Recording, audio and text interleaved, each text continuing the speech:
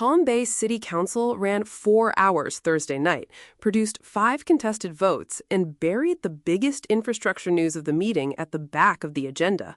Cannabis ban on first reading, a 1,200-acre development cleared on a split vote, a church rezoning approved over the planning board's denial, and then, almost as an afterthought, FDOT proposing a $2 million interchange rebuild at Malabar and I-95. From the Palm Bayer. Start with the cannabis ban. Ordinance 2026-13 passed first reading 4-1. Councilman Mike Hammer cast the only no. Deputy Mayor Mike Jaffe sponsored it, and his framing was the key to the room. This is not a moral fight. It is a home rule fight. Quote, "The state doesn't give us the option to control the free enterprise in Palm Bay by taking away our home rule." That is the whole logic in one sentence. Under Section 381.986-11 Florida statutes, a city that does not ban dispensaries outright loses the power to cap how many can open or to zone where they go. The state preempts everything except a flat prohibition. Jaffe said he counted more than 13 dispensaries already operating inside Palm Bay's limits. The ordinance freezes that count. Existing locations stay as legal non-conforming uses under Title 17, Chapter 17, Part 9 of the City Code. New ones cannot open. Hammer's objection was free market. Quote, "You're not going to build 13 in Palm Bay if they're not needed. I think we should let the market control this." Mayor Rob Medina cut to the trade-off. Quote, "It's all or nothing. We would have preferred to do it in the zoning class." Translation, the state took the scalpel away. Council had a choice between a hammer and nothing. They chose the hammer. Second reading is May 21st. Then Centerpointe. Ordinance 2025-44 rezoned 10 acres for Centerpointe Church from rural residential to single-family RS1. The vote was 4-1, with Hammer again the lone no. This one had a long road. The Planning and Zoning Board recommended denial 4-1 last September, calling rural residential a rarity in Palm Bay and prioritizing green space. Council just overrode that. It came back with a settlement agreement. The applicant downgraded the request from RS2 to the less dense RS1, and an emergency access requirement got written into the ordinance as a condition. Councilman Kenny Johnson made the motion. He told council the negotiated settlement was, quote, "the best-case scenario compared to what the Live Local Act could have allowed on the same parcel." The project is 33 single-family homes inside a 41-lot subdivision, north of Emerald Road, south of Valor Drive, west of Cavern Avenue. Hammer's no was not about the church. He went out of his way to say so. Quote, "We have some infrastructure and other deficiencies that I can't in good faith give a yes for." That is a Hammer pattern worth flagging. Infrastructure first, applicant second. He said the same thing on Everlands 20 minutes later. Everlands West. 2 ordinances, both 3-2, with different dissenting pairs. Ordinance 2026-10 was the future land use map amendment. That one redesignates the property from a mix of low-density residential, high-density residential, commercial, and recreational and open space to a single neighborhood center designation. Johnson and Hammer voted no. Langevin, Jaffe, and Medina voted yes. A motion to deny by Johnson failed 2-3 first. Then the approval motion succeeded. City Attorney Patricia Smith would transmit that amendment to the Florida Department of Commerce for state review. Ordinance 2026-11 is the preliminary development plan for the planned unit development. Same 3-2 split, same dissent pairing, but Mayor Medina put a rider on the approval. Quote, "the added potential of increasing discussions of 4-laning as they phase in." Meaning St. John's Heritage Parkway Northwest. Hammer had pressed that on the record. Medina baked it into the motion. Here's the scale. Approximately 2,360 residential units, 1,600 single-family, 760 multifamily, plus 145,000 square feet of non-residential space, northwest corner of St. John's Heritage Parkway, NW, and the Melbourne-Tillman Water Control District, Canal No. 1. Staff's own memo says the project will require roughly 12 additional sworn police personnel and a quint apparatus at a proposed Fire Station 8 just to maintain current service levels. And the road triggers are written in: proof of funding or proportionate share at the 1,000th building permit, construction underway or equivalent capacity at the 1,800th. That's the leverage point if the four-laning conversation stalls. Neither ordinance is final entitlement. The FLUM amendment goes to state review. The PUD approval still needs a final development plan with phasing, transportation contributions, and a development agreement before any building permit issues. So it's a green light, not a checkered flag. South Regional Water Reclamation Facility. First detailed public status update since the April 16 emergency procurement. Utilities Director Gabriel Bowden delivered it. And there's a date on the record now that didn't exist 3 weeks ago, June 22nd. That's the targeted day for first receipt of flows.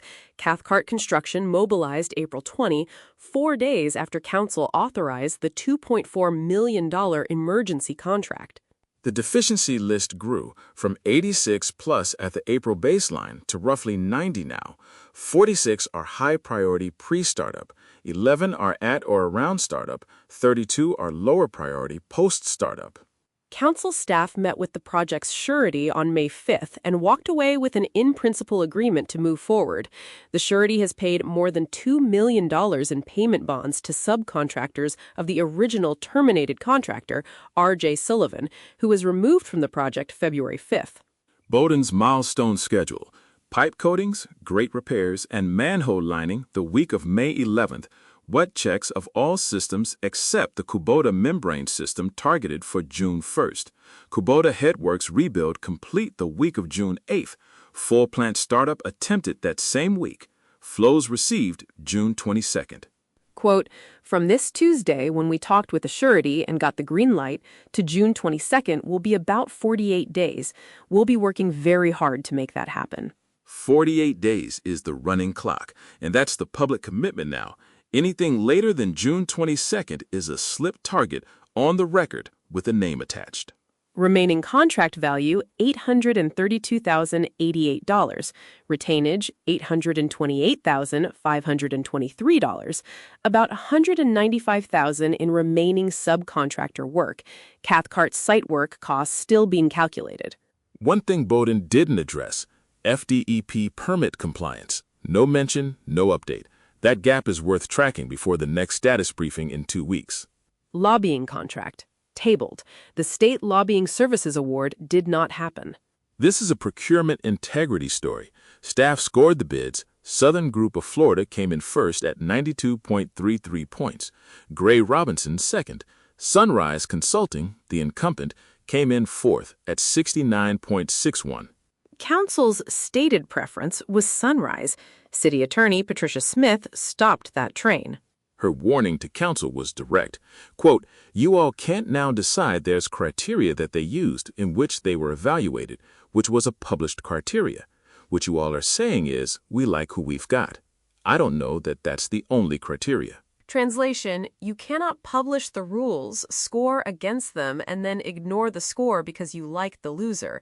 That is bid protest territory. Councilman Chandler Langevin moved the table to the second meeting in July. Unanimous. June has no scheduled council meeting. One additional disclosure. Mayor Medina recused himself from the evaluation committee because a Gray Robinson attorney had donated to a charitable family Christmas event Medina ran in a ministerial capacity before he was elected. 2 procurements approved without discussion. Traffic Control Devices, LLC, got a $440,000 piggyback contract on a City of Orlando agreement for traffic signal span wire replacement at 5 intersections. Some of those wires are 17 to 33 years old. That is wires older than some of the drivers passing under them. 5-0. Mansfield Oil added as a supplemental fuel supplier through a Sourcewell cooperative. 5-0 again. City Manager Matthew Morton said the city has consumed about 48% of its fuel budget through this portion of the fiscal year. Then the Singular Tower lease. New co-location ground lease at 1050 Malabar Road with new Singular Wireless PCS, an AT&T subsidiary. 5-0. Negotiated up. Base rent went from a starting offer of $12,000 per year with a 3% escalator to $24,000 per year with a 2% escalator. Over the 25-year max term, the lease generates $768,727. Deputy City Manager Brian Robinson said the renegotiation added more than $331,000 compared to the earlier proposal. That is staff work that paid for itself and then some. Now the buried lead. Council reports ran past 10 p.m. The agenda was deep into administrative items. Deputy City Manager Jason DeLorenzo stepped up to talk about Malabar and I-95. FDOT briefed city staff on Wednesday, May 6th, the day before the meeting. 3 concept improvements at the interchange and the San Felipe corridor. A third left turn lane from Malabar onto I-95 northbound, a fourth westbound lane through the interchange, and a third southbound lane on San Felipe all the way to Community College Parkway. Construction cost, $2 million to $2.5 million, not including design. FDOT is asking for a letter of support.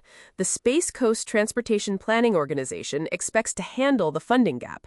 Projected cost to Palm Bay is $0. That is the headline buried under everything else. $2 million interchange rebuild at one of the worst choke points in South Brevard. And the city's check is the cost of the postage on the letter of support. Morton credited council for taking a risk on the temporary chicane lane configuration earlier this year. Quote, "They don't always get those kinds of results that quickly," end quote. Meaning the data the temporary configuration produced is what got FDOT's attention. The risk paid off. Council gave consensus to issue the letter. Quick rundown on the rest of council reports. Johnson asked Morton to explore an RFP for a retail recruitment firm as a backup if the economic development director search comes up dry. 2 finalist interviews are scheduled this week. Johnson also reported that the Brevard County School Board moved its school resource officer reimbursement offer from $52,000 to $77,000. He plans to advocate for a 75% reimbursement rate at the board's Tuesday meeting. Deputy Mayor Jaffe reported a CFX, Central Florida Expressway Authority, conversation about a potential toll road from St. John's Heritage Parkway and Malabar connecting to the interchange southeast. CFX willing to fund a $1 million feasibility study. Council gave consensus for a letter of support. That is a long arc infrastructure story. A $1 million feasibility study is the first dollar of a much bigger conversation. Morton got council consensus on a letter inviting Ken Griffin, CEO of Citadel, to invest in Palm Bay. He also praised the joint response by Palm Bay PD, Fire Rescue, Brevard County Sheriff's Office, Division of Forestry, and Public Works to the latest fires at the compound. City Attorney Patricia Smith announced an attorney-client session for May 12th at 5 p.m. on 4 active litigation matters: Dugan, Vaughn, Tillman, and Cazalis. All of these City of Palm Bay. Read the full article at thepalmbear.com.